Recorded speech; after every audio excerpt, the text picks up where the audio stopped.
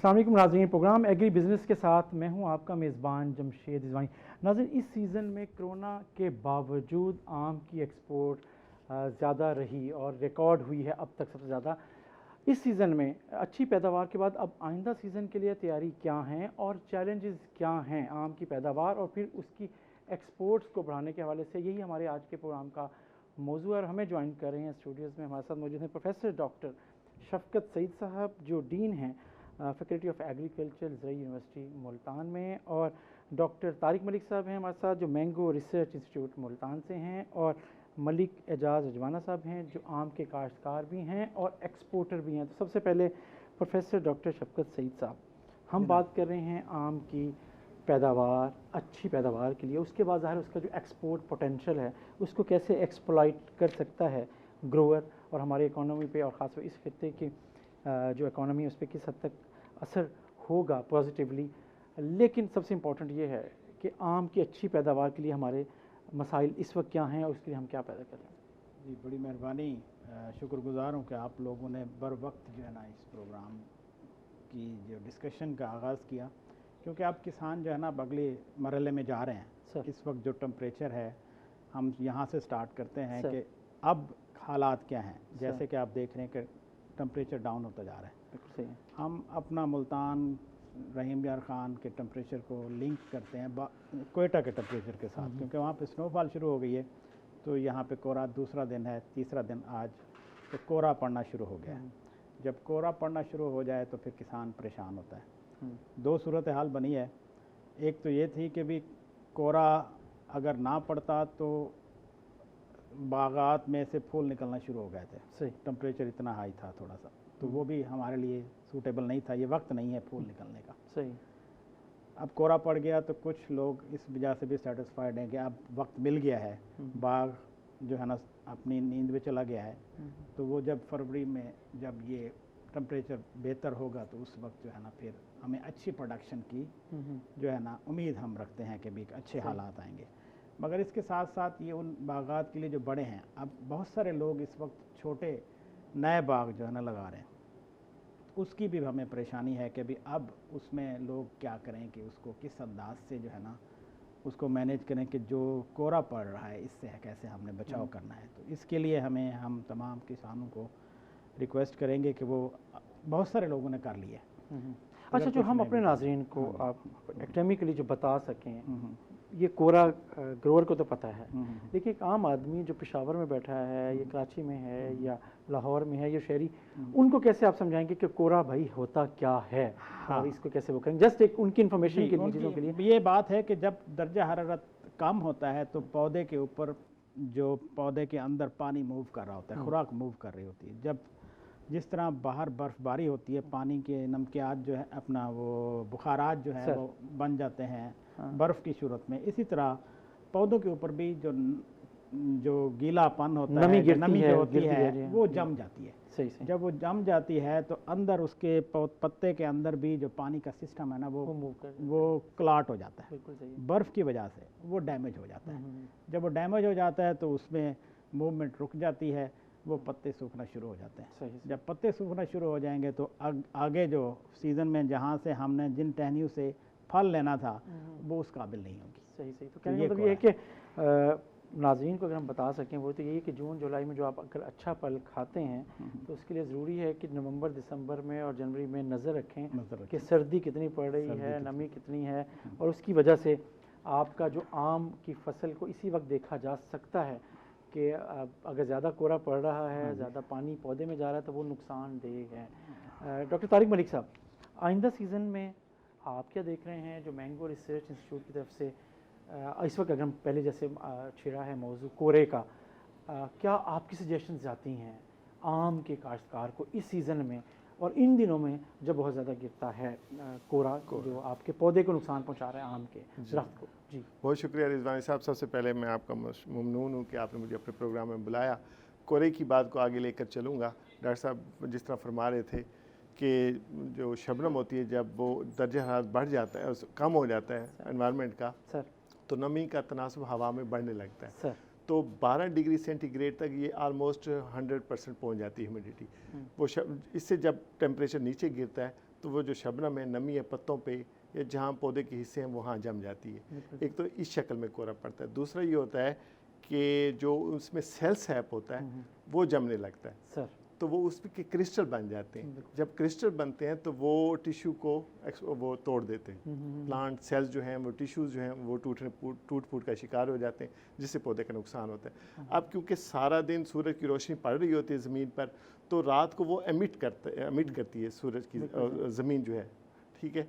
तो वो जब एमिट होती है तो ज़मीन का टेम्परेचर बहुत डाउन हो जाता है, तो इससे जो है वो पौधे जो है नीचे की तरफ से, इसलिए छोटे पौधे ज़्यादा नुकसानदेह होते हैं, क्योंकि कोरे के असरात 7-8 फुट तक चलते हैं। कुछ लोग ये समझते हैं कि कोरा शायद ऊपर से पड़ता है, इस वजह से अक्सर वो गलत प्रैक्टिस करते हैं कि वो ऊपर से ढांप देते हैं पौधों को। ये गलत प्रैक्टिस है।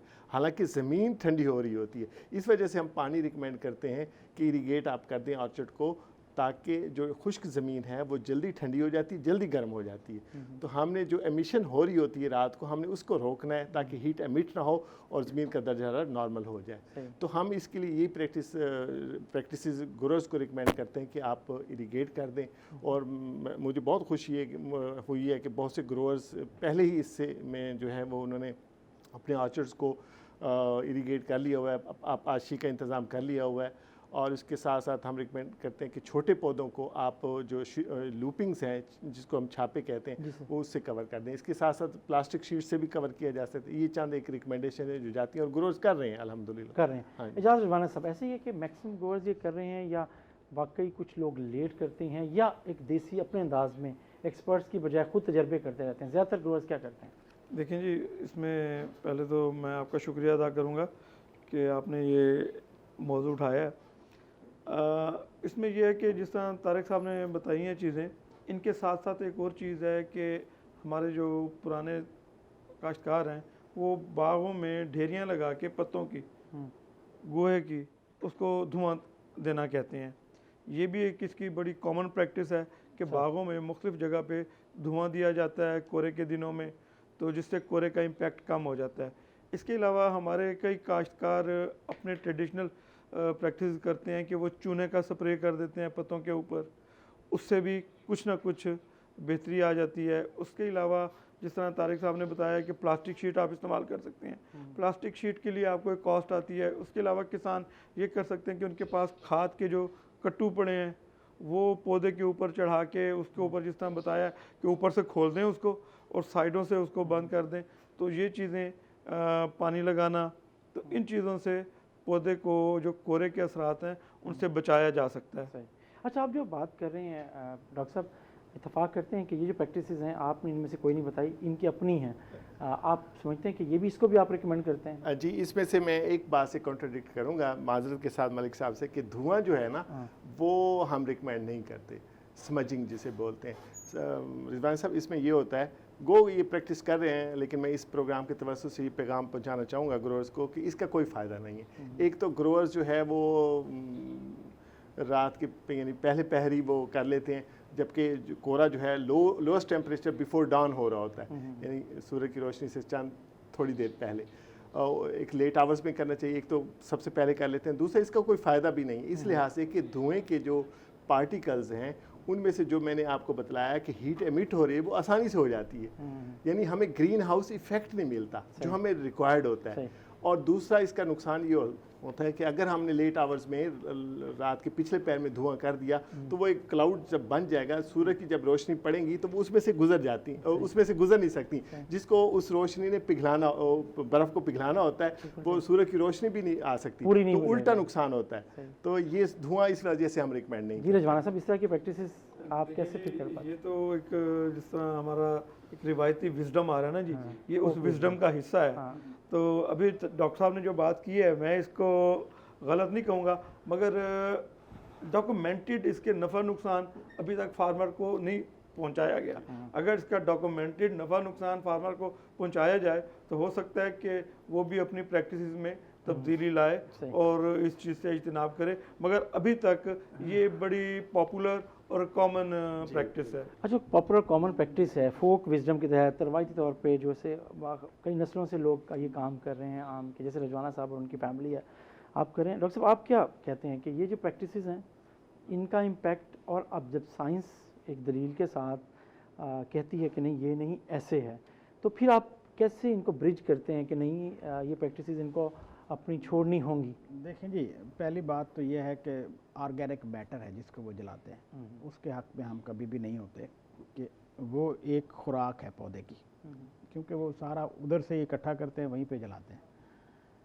तो उसकी वजह से मैं रिकमेंड नहीं करता कि जो ऑर्गेनिक मैटर को जलाया जाए। और फिर आजकल हम स्मोक के चक्कर में भी हैं कि स्मोक भी उधर से रोक रहे हैं, गवर्नमेंट रोक रही है कि भी पराली को आप आग ना लगाएं, और फिर हम वो रिकमेंड नहीं करते इस वजह से कि धुआं आएगा तो स्मॉग का प्रॉब्लम होता है।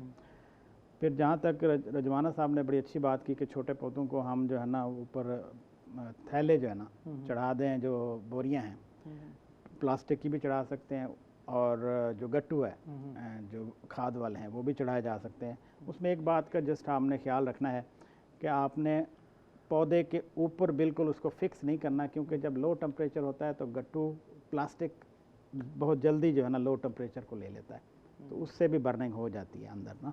तो उसको थोड़ा सा जो है ना लकड़ियाँ अंदर लगा के ना उसे कवर करें ताकि वो उसके साथ टच ना हो। सही। लेटेस्ट जो अभी कोरे से बचाने के लिए जो यूएसए में जो है ना रिसर्च जो इस पे हुई है, उसमें एक बैक्टीरिया है ख़ास किस्म का, हम बायो किस्म का है जो प्लांट ग्रोथ रेगुलेटर टाइप हैं, वो बैक्टीरिया का स्प्रे किया जाता है। उस स्प्रे से जो ना वो वहाँ पे बर्फ़ नहीं जमने देता, अच्छा लो टेम्परेचर नहीं होने देता। तो जिसकी वजह से जो है ना हम भी अभी यूनिवर्सिटी भी कोशिश कर रही है कि इस तरह की चीज़ जो है ना, क्योंकि हम बायो पेस्टिसाइड की तरफ जा रहे हैं, तो बहुत सारे बायो फर्टिलाइज़र बायो पेस्टिसाइड हम बना रहे हैं, तो हम कोशिश कर रहे हैं कि ये चीज़ भी हम लेके आएँ ताकि ये जो प्रॉब्लम है हमारा इसको हम अपने मैंगो ग्रोवर्स के लिए जो है ना। अच्छा डॉक्टर साहब, बात कर रहे हैं कि बायो टेक्निक्स किस अंदाज में यूज़ हो सकती हैं ख़ास तौर पे मैंगो के हवाले से, इस पे बात जारी रखेंगे। नाज़रीन छोटा सा एक ब्रेक, और ब्रेक के बाद वापस आते हैं।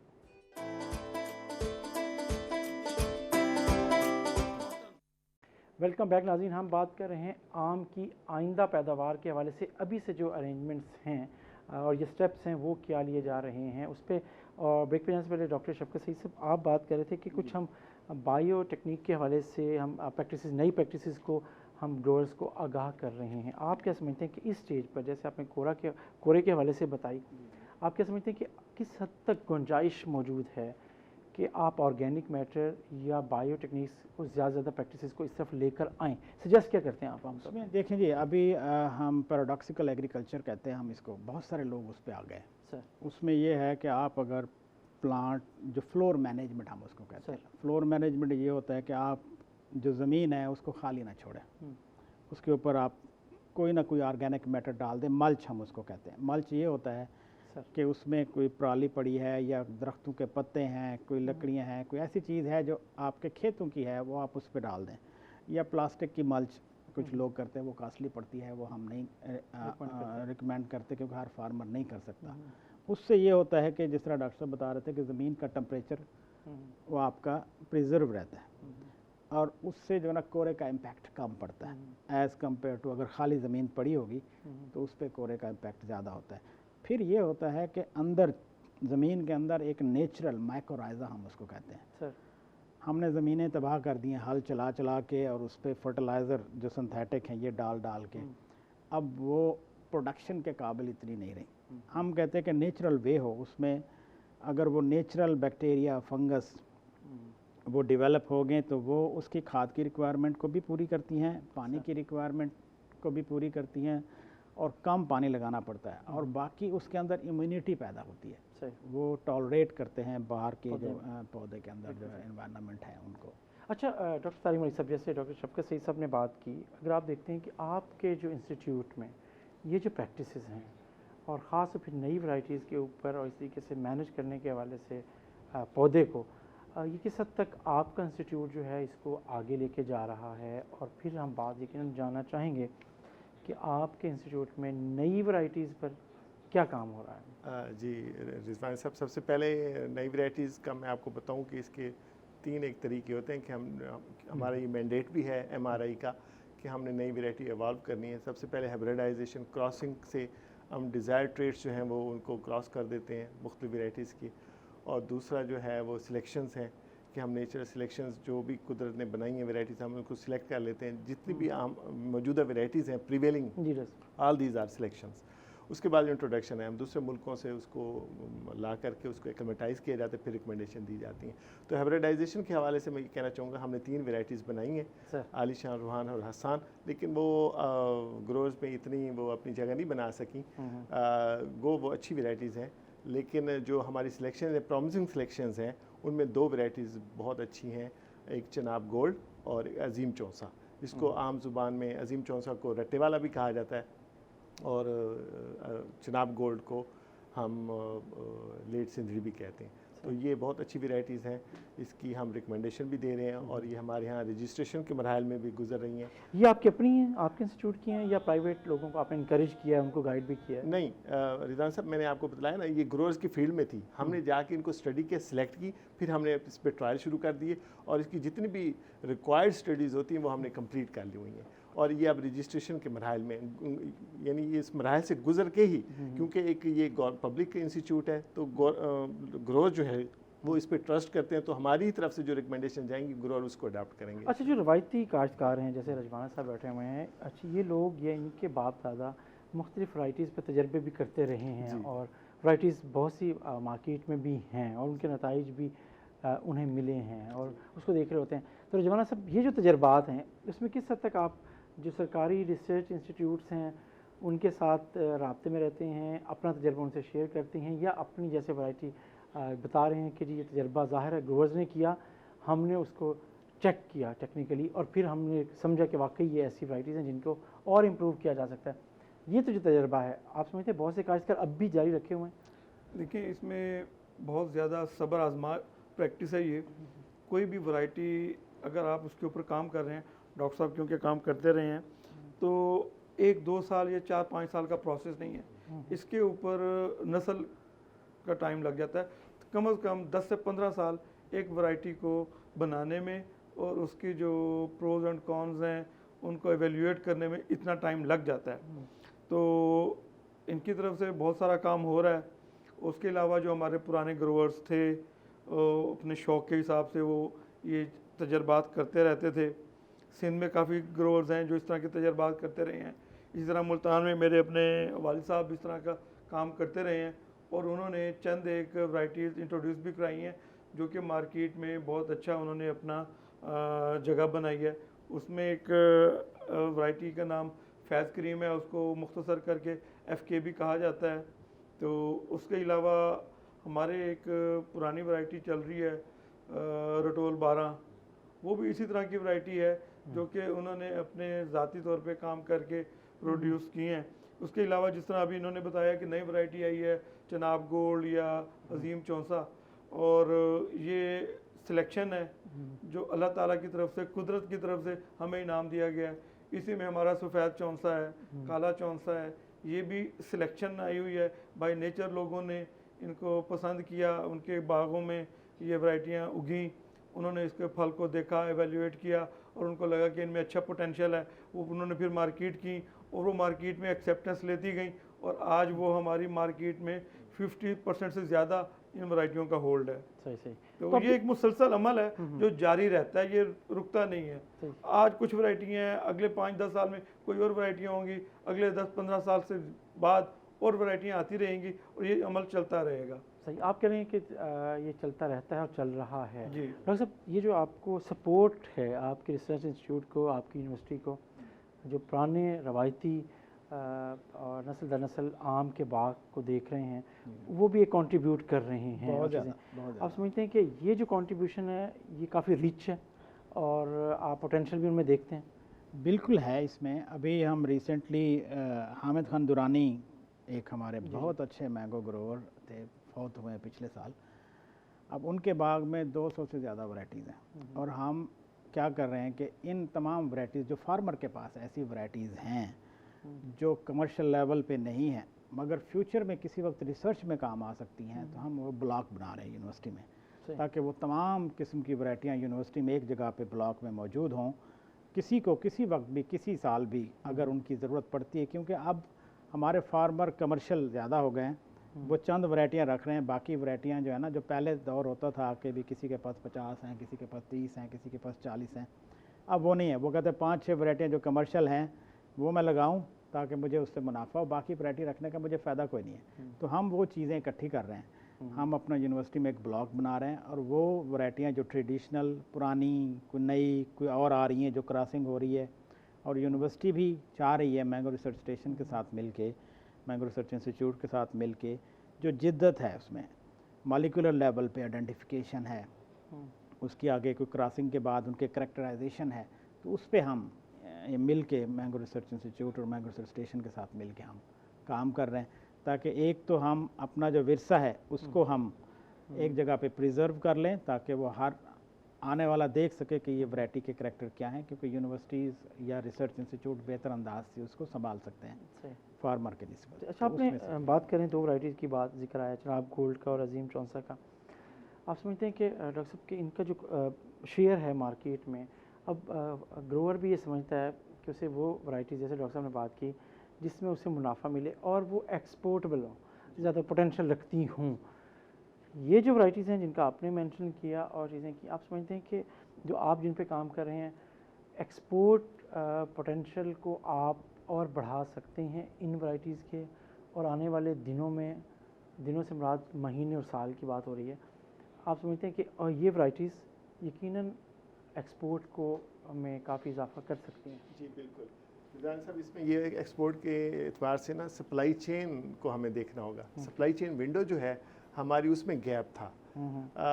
जैसे कि सिंधड़ी और समर बहिश्त में एक गैप था, तो चिनाब गोल्ड इसको फिल कर गया। तो सप्लाई चेन, कंटिन्यूस सप्लाई जो है ना, इट्स काउंट मैटर, ये बहुत ज़्यादा इसमें मैटर करती है। तो जब हम ये सप्लाई चेन कंटिन्यू कर लेंगे तो यकीनन एक्सपोर्ट हमारी एनहांस हो जाएगी। तो जिस तरह चिनाब गोल्ड ने इस गैप को फिल किया है, इसी तरह अजीम चौंसा ने या रट्टे वाला ने जो समर बहिश्त के बाद और बाई चौंसा के दरमियान गैप आ रहा था, उसको फिल कर दिया। तो ये यकीनन एक्सपोर्ट पोटेंशियल बढ़ेगा इन वेराइटीज। हार्वेस्ट लाइफ बहुत अच्छी है। इनको टेस्ट किया गया है कि ये जिस तरह सिंदड़ी 30 दिन तक आप सफ़र में इसको रखें तो ये बाहर कंट्रीज़ में चली जाती है, इसी तरह जो चिनाब गोल्ड है बहुत अच्छी उसके रिज़ल्ट आ रहे हैं। और उसको हम जो है ना हॉट वाटर ट्रीटमेंट और वेपर हीट ट्रीटमेंट के ट्रायल भी कर रहे हैं, क्योंकि एक्सपोर्ट की रिक्वायरमेंट है कि आपने अगर इन वैराइटीज़ को एक्सपोर्ट करना है तो ये कंपलसरी होता है कि ये इन प्रोटोकॉल्स के साथ जो है ना उसमें से गुजारना पड़ता है, जो हमारे DPP के प्रोटोकॉल हैं या डिफरेंट कंट्रीज़ के प्रोटोकॉल होते हैं। जी अच्छा, आपने कहा कि DPP के हों और आपके कंट्रोल्स आपको ज़ाहिर है एनवायरनमेंट के हवाले से काफ़ी सेंसिटिव हैं जहाँ पे आप एक्सपोर्ट करते हैं वो ममालिक। इजाज़त जवाना साहब, हमारा ग्रोअर इन सारी चीज़ों से ख़ास तौर पे जब वो एक्सपोर्ट कर रहा होता है तो यहाँ का जो प्रोसेसिंग प्लांट्स हैं या हॉट वाटर ट्रीटमेंट है, आप समझते हैं कि उससे काफ़ी इनकरेजमेंट हुई है? सरकार की सतह से हटकर भी प्राइवेट भी ये प्रोसेसिंग प्लांट लग रहे हैं और उससे काफ़ी एक्सपोर्ट में फ़र्क पड़ा, इसलिए हमारी एक्सपोर्ट ज़्यादा हुई है इन दिनों में कोरोना के हवाले से, अगर हम देखें इस सीज़न में। तो देखिए जी, इसमें सबसे पहले तो ये है कि अवेयरनेस का बहुत किरदार है। हमारा फार्मर पहले इतना बिज़ी नहीं था अपने बाग में, उसके और काम ज़्यादा करते थे और बागात की तरफ कम तवज्जो देते थे। अब फार्मर में अवेयरनेस आ गई है, वो बाग में ज़्यादा मेहनत करते हैं, जिसकी वजह से उसकी प्रोडक्टिविटी भी बेहतर हुई है और बीमारियों के बारे में, डिजीज़ के बारे में उसकी इन्फॉर्मेशन भी बेहतर हुई है। सर, इसमें पिछले 10-15 सालों में पाकिस्तान में बहुत काम हुआ है। सर, जिस तरह अब आपने कहा कि एक इंटरनेशनल मार्केट को हमने फोकस किया, टारगेट किया, उसकी वजह से जब पोटेंशियल नज़र आया है तो अब हमारा जो इंडस्ट्रियलिस्ट है, फार्मर से हट के इंडस्ट्रियलिस्ट इसमें अब इन्वेस्ट करने लग गया है, जो कि एक बहुत पॉजिटिव साइन है इसके लिए। अच्छा, इससे हट के मैं चंद, एक डॉक्टर साहब भी बैठे हैं तो मैं इनकी से गुजारिश करूँगा कि जब हम एक्सपोर्ट मार्केट की तरफ जाते हैं तो हमारे इलाके की प्रेफरेंसेस कुछ और हैं, जो यूरोप है या अमेरिका है उस इलाके की प्रेफरेंस कुछ और है। हमारे इलाके में लंबा आम और पीले रंग को पसंद किया जाता है, जब आप अमेरिका में जाते हैं वहाँ राउंड शेप्ड और रेड कलर्ड आम को पसंद किया जाता है। अब इसके हवाले से एक मैं एग्जांपल दूंगा कि थाईलैंड में बहुत काम हुआ है, उन्होंने एक आम की वैरायटी तैयार किया है जिसको वो इंडस्ट्रियल मैंगो कहते हैं। अब इंडस्ट्रियल मैंगो क्या है, वो मशीन पे नहीं बनता, वो भी पौधे पे उगता है, मगर उन्होंने अपनी रिसर्च करके, जिस तरह ये बायोटेक्निक्स हैं और जेनेटिक इम्प्रूवमेंट है। इस तरह उन्होंने मुख्तलिफ वैरायटियों की अच्छी अच्छी चीज़ें लेके और एक वैरायटी बनाई है जो कि उनकी जो टारगेट मार्केट है उसकी तमाम प्रेफरेंसेस को पूरी करती है या उसके करीब तरीन है। तो हमें भी रिसर्च में इस तरफ जाना पड़ेगा कि ठीक है, अगर हम अपनी लोकल मार्केट को दे रहे हैं तो हमारा आम बहुत अच्छा है, इसमें कोई शक वाली बात नहीं है। अगर हम जा रहे हैं यूरोप में, अगर हम जा रहे हैं मिडल ईस्ट में, अगर हम जा रहे हैं चाइना में या अमेरिका में, तो हमें हर मार्केट की प्रेफरेंस को देख के उसके हिसाब से अपनी वैरायटियाँ और अपनी जो रिसर्च वर्क है इसको बेहतर करना चाहिए। इसके अलावा मैं एक और चीज़ आपको बताऊंगा कि हमारा एक्सपोर्टर पोटेंशियल भी रखता है, शौक भी रखता है और हमारा ग्रोवर उसको सपोर्ट भी कर रहा है। मगर हमें जो चीज़ें फौरी तौर पे करनी चाहिए और गवर्नमेंट भी उसमें अवेयरनेस गवर्नमेंट में भी है सर, हमारे एक्सपोर्टर में भी है, मगर उसमें कुछ वजूहत हैं जिसमें हमारे अपने मुल्क के हालात और गवर्नमेंट के प्रेफरेंसेस में थोड़ा सा पीछे चली जाती हैं चीज़ें। हमें चाइना को, ईरान को और हमारा जो ये अफ़गानिस्तान से ऊपर के इलाके हैं इनको ऊपर रखना चाहिए। ये मार्केटें हमारे करीब हैं, इसमें हमारा माल बाय रोड जा सकता है, इसमें हमें नई मार्केट ढूंढनी है। नई मार्केट ढूंढने के अलावा यहाँ पर हमें प्राइस कंपटीशन नहीं है। जबकि जो आपकी अमेरिकन की मार्केट है वो बहुत अच्छी है, मगर वहाँ पर क्योंकि उनके अपने मेक्सिको वगैरह हो गए, वहाँ से गाड़ियों पे डालते हैं माल, अमेरिका में पहुँच जाता है, हमें बाय एयर भेजना पड़ता है या बाय शिप भेजना पड़ता है, तो उसमें हमें प्राइस कंपटीशन का बहुत ज़्यादा सामना करना पड़ता है। आप कह रहे हैं कि हमें यहाँ एज मिल सकता है, हमें यहाँ एडवांटेज मिल सकता है हमारा एडवांटेज। ये हमारे हमसाए हैं, हमारे दोस्त हैं और हम उनकी जो क्वारंटाइन की ज़रूरियात हैं वो हम पूरी करें और हमारे लिए ये बहुत अच्छी मार्केट साबित हो सकती है। अच्छी बात की, क्योंकि यूनिवर्सिटी ने आज से 2 साल पहले उज़्बेकिस्तान में जाकर नुमाइश लगाई मैंगो की, क्योंकि हम मैंगो की अच्छा ये हमारी मार्केट है आम की, वो किस तरफ हम ज़्यादा फोकस कर सकते हैं, अमेरिका और यूरोप की तरफ, और जो रजवाना साहब बात कर रहे हैं वो वेस्ट एशिया की तरफ बात कर रहे हैं कि अफ़गानिस्तान और ईरान से ऊपर भी उस तरफ भी देखें, और एक हमारी लोकल मार्केट है जिसको इसी अंदाज में ही पसंद किया जाता है। तरजीहात क्या होनी चाहिए इस हवाले से, इस पर हम बात करते हैं नाज़रीन, लेकिन छोटा सा एक ब्रेक, और ब्रेक के बाद वापस आते हैं।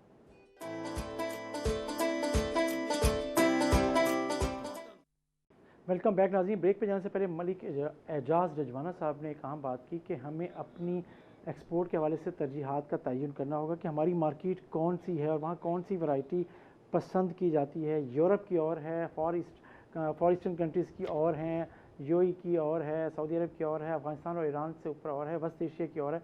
तो अगर हम बात कर रहे हैं मार्केट के हवाले से प्रायोरिटाइजेशन की, तो जैसे आप ब्रेक पे जाने से पहले बात कर रहे थे, कैसे हमें एक्सपोर्ट्स के हवाले से चीज़ों को फोकस करना होगा, ये डिवाइड करना होगा। जिसे यूरोप की तरफ जाना है उसकी ज़रूरियात कलर्ड मैंगो है, गोल्ड मैंगो है, उस अंदाज में है। आपने ईरान की तरफ जाना है तो उनकी क्वारंटीन इश्यूज़ क्या हैं, कैसे आप समझते हैं कि हम इस तरफ एक्सपोर्टर्स को और फार्मर दोनों को सोचना होगा? जी बिल्कुल, बड़ी अच्छी बात की है। पहली बात तो ये है कि इस वक्त जो हमारा अपना आम है ना, इसकी भी इतनी डिमांड है कि जो हमारे बैरून मुल्क पाकिस्तानी हैं उनको भी अभी तक आम नसीब नहीं होता, क्योंकि हम अभी तक वो पूरी रिक्वायरमेंट पूरी ही नहीं कर पाते जितना आम हमने भेजना होता है। क्योंकि हमारे पिछले इस साल जो हमारा आम गया उस ज़्यादा होने की वजह गवर्नमेंट की कोई पॉलिसी है, मैं शुक्रगुजार हूँ, उन्होंने फ्रेट चार्जेस कम किए जिसकी वजह से बहुत सारे जो है ना आम हमारा एक्सपोर्ट हो गया। फिर कुछ चीज़ें ऐसी होती हैं जो क्वारंटाइन रिक्वायरमेंट होती हैं, उस पर भी मैं डिस्कस करूँगा। मगर जो रजवाना साहब ने बात की कि हमें वस्ती एशिया की तरफ जाना चाहिए और इस चीज़ को हमने बड़े पहले ही जो है ना जज कर लिया था। हमने 2 साल पहले जो है ना उज़्बेकिस्तान में जाके मैंगो फेस्टिवल किया है। वहाँ पे लोगों ने मैंगो देखा हुआ नहीं था, अच्छा मैंगो टेस्ट नहीं किया हुआ था कि मैंगो होता कहते हैं, टेस्ट क्या होता है। और इस साल बहुत सारी कंसाइनमेंट जो है ना रशिया गई है, उज़्बेकिस्तान उस तरफ रशिया भी गई हैं, यानी कि उसी हमने तो यहाँ से और बाई रोड गई हैं। मतलब पिछले 3-4 सालों से नई मार्केट उस तरफ हैं और लोग जा भी रहे हैं और हमें उस बड़े इनकरेजिंग उसकी तरफ से रिजल्ट है। और ये बात वाकई आपकी ठीक है कि अगर आप इंटरनेशनल मार्केट में कम्पीट करना चाहते हैं तो हमें और वैरायटीज़ यहाँ पे प्रोड्यूस करनी है, जो क्योंकि वो उनकी ज़रूरियात के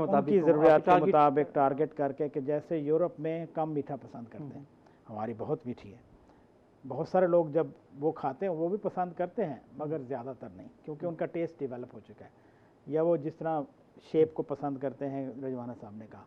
तो इस तरह की चीज़ें अगर हम हर किस्म के मुल्क के लिए, या यूरोप के लिए, या एशियन कंट्रीज़ के लिए, या यूएई के लिए, तो मुख्तलिफ़ कंट्रीज़ के लिए मुख्तलिफ़ किस्म के हमें जो है ना विंडोज़ देखनी पड़ेंगी, रिसर्च भी करनी पड़ेगी, नए आम की वैराइटीज़ भी प्रोड्यूस करनी पड़ेंगी, फिर जाके हम जो है ना इसको कर सकते हैं। डॉक्टर तारिक मलिक साहब, जो बात रिजवाना साहब ने की और डॉक्टर शफकत साहब ने की, आप क्या समझते हैं कि ये जो चैलेंज है वो तो लगता है मैंगो रिसर्च इंस्टीट्यूट को ही एक्सेप्ट करना होगा जी। और अगर आपको फार्मर को गाइड करना होगा कि आप कितनी प्रोडक्शन वैरायटी की, कौन सी वैरायटी की आप वेस्ट एशिया की तरफ कर सकते हैं, यूरोप, और अगर आपने इस तरफ जाना है, अमेरिका जाना है, तो उसके लिए जो प्रॉपर्टीज़ है कलर्ड और लेस आप स्वीटनेस हो उस आम में चीज़ों में, तो आप समझते हैं कि आने वाले कुछ सालों में हमारा जो मैंगो ग्रोवर है वो एक टारगेट एक्सपोर्ट को सामने रखते हुए ही वैरायटीज़ को फ्लोरिश करेगा? जी बिल्कुल रिजवान साहब, इसमें यह है कि जिस तरह रिजवाना साहब फरमा रहे थे कि हर कंट्री की अपनी प्रेफरेंसेस हैं उनकी आवाम की, तो हमारे यहाँ अल्हम्दुलिल्लाह तमाम किस्म की वैरायटीज़ मौजूद हैं, यानी कम मिठास वाली भी हैं, ज़्यादा मिठास वाली भी हैं, रेड ब्लश वाली भी हैं, ग्रीन भी हैं। तो हमें मालूम है कि कौन कौन सा मुल्क, जिस तरह फरमा रहे थे कि कौन सा मुल्क कौन सी वैरायटी जो है वो प्रेफर करता है।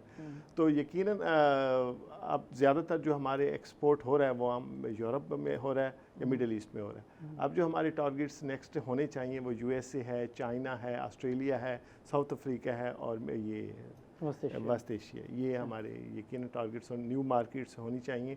और इनके जो क्वारंटीन प्रोटोकॉल्स हैं, अब ऑस्ट्रेलिया जो है वो जिस तरह यूएसए जो है वो इरेडिएशन चाह रहा है, तो हमारे पास क्या हमें देखना होगा कि इरेडिएशन प्लांट्स मौजूद हैं। जो जापान जो है वो वेपर हीट ट्रीटमेंट चाह रहा है, तो क्या हमारे पास वेपर हीट ट्रीटमेंट मौजूद हैं? जी बिल्कुल मौजूद हैं, लेकिन हमें और भी इस पे काम करना होगा और इसकी क्या इसकी ऑपरेशन प्रोसीजर जो है उसको भी स्टैंडर्डाइज करना होगा अकॉर्डिंग करना होगा। लेकिन फार्मर एंड पे अगर हम जाएँ, रिजवान साहब दोबारा आपकी तरफ आएँ, तो एक ख़तरा में एक आम पाकिस्तानी कंज्यूमर के तौर पे आम की बात कर रहा हूँ कि जब आप बहुत ज़्यादा आम को focus business point of view से कर रहे होंगे, एक्सपोर्ट के हवाले से कर रहे होंगे, तो आम आदमी को एक महंगा आम लोकल मार्केट में मिलेगा, उसको आप कैसे हम मीट करेंगे अगर हम इस खतरे को भी देखें तो, इस इम्कान को? इसमें दो चीज़ें हैं सर। एक तो ये है कि आपके बागात ज़्यादा हों, आपको लोकल मार्केट में भी अवेलेबल रहे, एक्सपोर्ट में भी होता रहे। उसके अलावा ये है कि आप अपनी टेक्निक्स बेहतर कर लें। मसलन आजकल जो हमारे बागात में टेक्निक इस्तेमाल हो रही है, उसमें अगर हमारे पास प्रोड्यूस आ रही है तो 20-25% हमारे पास ए ग्रेड आ रहा है और 50-60% हमारे पास बी ग्रेड आ रहा है और तकरीबन 20% ही सी ग्रेड आ रहा है। जहाँ पर अच्छी टेक्निक इस्तेमाल की जाती हैं मेक्सिको वगैरह में, वहाँ पर जो एक कैटेगरी है वो 40-50% प्रोड्यूस होती है। उसमें यह है कि पौधे को छोटा रखते हैं, उसकी मैनेजमेंट आसान होती है, बीमारियों में के ख़िलाफ़ कंट्रोल अच्छा मिल जाता है, एयरेशन अच्छी होती है पौधे की, सोलराइजेशन अच्छी होती है। तो उसमें जो एक क्वालिटी का फ्रूट है वो हमारी 20-25% से लेके 50% बढ़ जाता है, जबकि जो बी कैटेगरी है या सी कैटेगरी है वो कम हो जाती है। तो उसमें पैदावार ज़्यादा हो जाती है, ज़्यादा खूबसूरत फ्रूट मिलता है आपको, एक्सपोर्ट के बाद भी काफ़ी बच जाता है आप अपने लोकल मार्केट के लिए।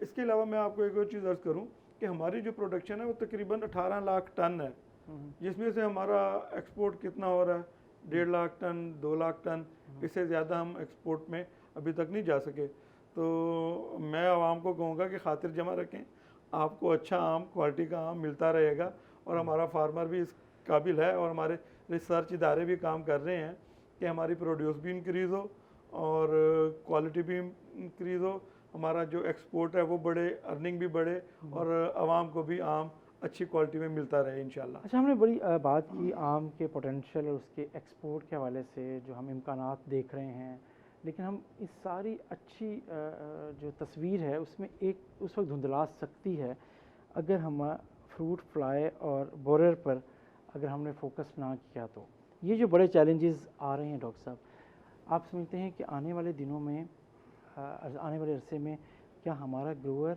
और हमारे रिसर्च के इदारे उनके पास सबका इसका हल है, इसे कंट्रोल कर सकें? सर जी, बहुत अच्छी बात की। मैं बात स्टार्ट करूंगा रजवाना साहब की बात से कि मैंगो जो आपने बात की कि इतना आम कहाँ से आएगा जो ए ग्रेड क्वालिटी का हमारे पास नहीं है। सर हमारी यूनिवर्सिटी ने स्मॉल ट्री सिस्टम इंट्रोड्यूस कराया है मैंगो के अंदर, जिसमें ये है कि छोटे दरख्त, जिस तरह बात हुई कि भी वो क्वालिटी के फ्रूट, ये 40% कह रहे हैं, 50% मैं कहता हूँ 90% तक क्वालिटी का फ्रूट ए ग्रेड हमें वहाँ से मिल सकता है।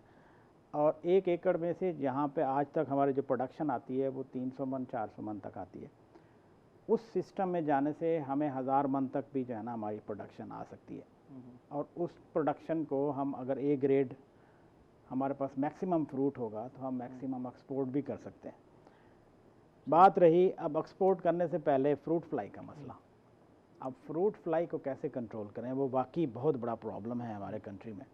और मैं बड़े वसूख से कह सकता हूँ कि इस वक्त हम पिछले साल भी हमने कुछ एक्सपेरिमेंट किए और इस साल अभी तक हमारे कंटिन्यू हैं, क्योंकि फ्रूट फ्लाई फल की मक्खी ऐसी है जो एक फसल पे नहीं रहती, आम पे रहती है, फिर अमरूद पे आती है, फिर किन्नू पे आती है, आड़ू पे आती है। इस वक्त भी जो हमारे सवात के दोस्त हैं जो आड़ू या उसमें मुख्तलिफ़ किस्म के ऐसी चीज़ें हैं जिस पे जो सर्दियों के फ्रूट हैं उस पे फ्रूट फ्लाई का हमला अभी तक भी चल रहा है।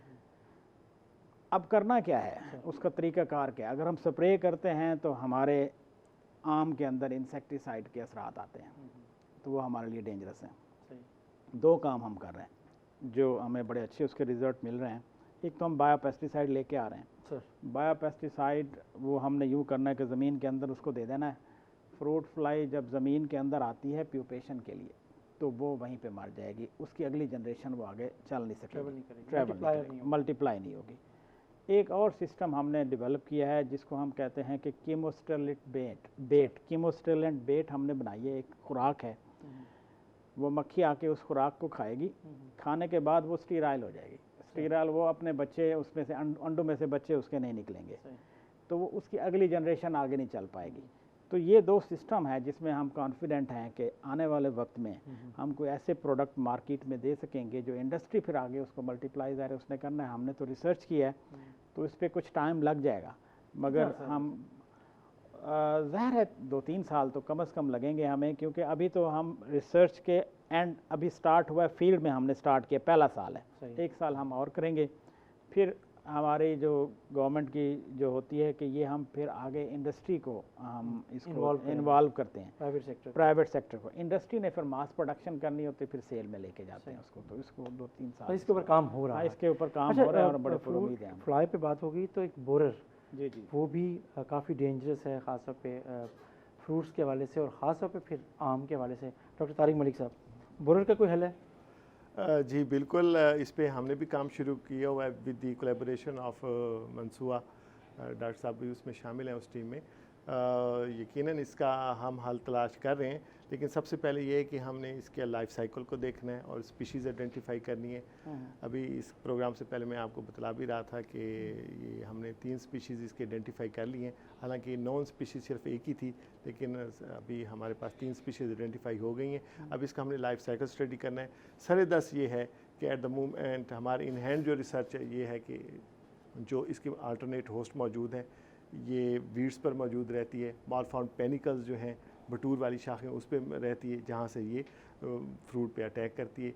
अगर इन बातों को यानी मालफाउंड पेनिकल्स की प्रूनिंग कर दी जाए और वीड्स फ्लोर मैनेजमेंट की जाए तो यकीनन किसी हद तक हम इसको मैनेज कर सकते हैं। जी, केमिकल मैनेजमेंट भी मौजूद है। आपको मैं सेकंड करता हूँ, मैं थोड़ा सा इसको बढ़ाता हूँ इस बात को, क्योंकि इस पे मेरी रिसर्च है। बिल्कुल। ये दोनों चीज़ें कहाँ से आई हैं? ये हमारे उसमें कभी सुना नहीं था। नहीं, क्या हम पर चीज़ें पाएंगे तो फिर ये कैसे? असल में चीज़ें होती हैं सर, छोटे लेवल पे होती है। ये 2005 से ये हमारे पास मौजूद है, जब रिपोर्ट हुआ है, जब हम इस पे काम कर रहे हैं। और इस वक्त हायर एजुकेशन कमीशन का भी मेरे पास एक प्रोजेक्ट है जिस पे हम काम कर रहे हैं। इसकी 4 जनरेशन चलती हैं। पहली जो जनरेशन इसकी आती है, इस वक्त ये मौजूद होगा बटूर में, ठीक है ना। और जो या जो ऐसे पुराने बटूर खड़े होते हैं ना, जिनको हमने नहीं उखाड़ा और उसके अंदर जाना, ये अपनी ज़िंदगी गुजार रहा है, ये साइल के अंदर डेब्रिज में पड़ा होगा। जैसे ही फरवरी आएगा उस वक्त जड़ी बूटियाँ पहले निकलती हैं। आम अभी सोया हुआ होता है, उस वक्त उसका बोर निकल रहा होता है, तो ये जड़ी बूटियों पे अपनी ज़िंदगी शुरू कर देता है। या साथ खेत में हमने कोई घास लगाया हुआ है, बरसीम लगाई हुई है, तो ये मल्टी क्रॉपिंग जहाँ पे है, इंटर क्रॉपिंग जिसको हम कहते हैं, वो उस पर अपनी ज़िंदगी शुरू कर दे। पहली जनरेशन उसकी वहाँ पे होती है। अप्रैल में फिर नई हमारे पत्ते निकलना शुरू हो जाते हैं, फिर ये पत्ते पे आ जाता है। ये वो स्पीशी है जो पहले आती है, क्योंकि जिस तरह तारिक साहब ने कहा 2-3 स्पीशीज है, एक स्पीशी नहीं है। तो ये शूट बोरर है, इनिशियली लेवल पे वो आता है। फिर बाद में जैसे टेम्परेचर हाई होता है तो उस वक्त फ्रूट बोरर आना शुरू हो जाता है। तो फ्रूट बोरर जो है ना, जब फ्रूट जो हम कहते हैं स्टोन शेप होता है, छोटा सा बड़ा हो जाता है, तो वो जहाँ गुच्छे फ्रूट के होते हैं वो उन गुच्छों के दरमियान में अपने अंडे देना शुरू कर देता है। वो जगह हैं जिस पे उसमें से बच्चे निकलते हैं, जैसे जैसे आम बड़ा होता है वो फल के अंदर जाना शुरू कर देता है। तो इसलिए कोशिश करें कि जो आम के जिन वैरायटियों में गुच्छे हैं तो उनको फौरी तौर पे काटने नहीं चाहिए, सिंगल कर दें। आखिरी एक लाइन आप क्या बोलते हैं कि इस इन दोनों चीज़ों से कैसे हम बच रहे हैं? एक जुमला क्या आप बोलते हैं, कैसे बचे हमारा ग्रोअर? उसमें पहली बात तो ये है कि हम अल्टरनेट होस्ट, एक ही बाग में तमाम किस्म के हमें फ्रूट के बाग नहीं लगाना चाहिए। अगर आम है तो आम हो, किन्नू का है तो किन्नू का है, एक ही बाग में एक ही किस्म की फसल लगाएं। फल की मक्खी का आप मैनेज कर सकते हैं। एक बाग में एक ही फल होना चाहिए। डॉक्टर साहब आपकी सजेशन क्या है? लास्ट कमेंट, एक जुमला। जी, जो लेफ्ट ओवर बटूर है यानी मालफॉर्म पेनिकल्स हैं, उनकी प्रूनिंग कर दी जाए।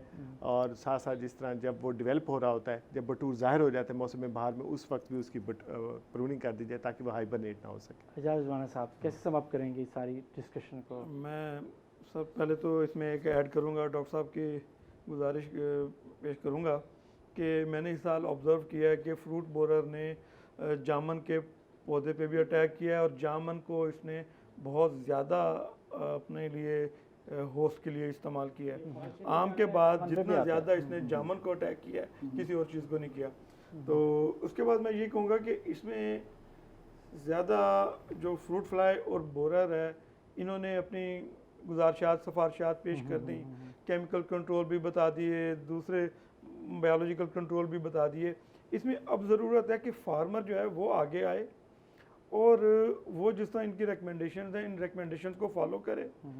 और ख़ासकर फ्रूट फ्लाई में कि जोनिंग अगर हो सके तो मेरे ख्याल में अच्छी है। जिस तरह ये कह रहे हैं कि आम के बाग में कोई और फ्रूट नहीं होना चाहिए, क्योंकि आम के बाद ये जामन, जामन के बाद अमरूद के बाद फिर ये सीट्रस पे, तो ये इस तरह आपका इसका साइकिल चल रहा है। अगर हम इस तरह कर सकें तो इंशाल्लाह हम इन मसाइल पे काबू पा लेंगे। बहुत शुक्रिया एजाज रिजवाना साहब, आपने हमें ज्वाइन किया। डॉक्टर तारिक मलिक साहब आपका शुक्रिया, और डॉक्टर शफकत सईद साहब आपका शुक्रिया कि आपने साउथ पंजाब की एक अहम जो फसल कहना चाहिए, पैदावार कहना चाहिए, और एक अहम फल के बारे में तफसीली सी डिस्कशन हुई। और अहम बात नाज़रीन यही है कि इस जो आम की पैदावार को अगले सीज़न में देखना जाए तो आने वाले 3 से 4 महीने आम के काश्तकारों के लिए बड़े अहम हैं, क्योंकि किस हद तक उसकी देखभाल पहले से शुरू कर सकते हैं। इसके साथ ही नाज़रीन अपने मेज़बान जमशेद ज़िवानी को इजाज़त दीजिए। अल्लाह हाफ़िज़।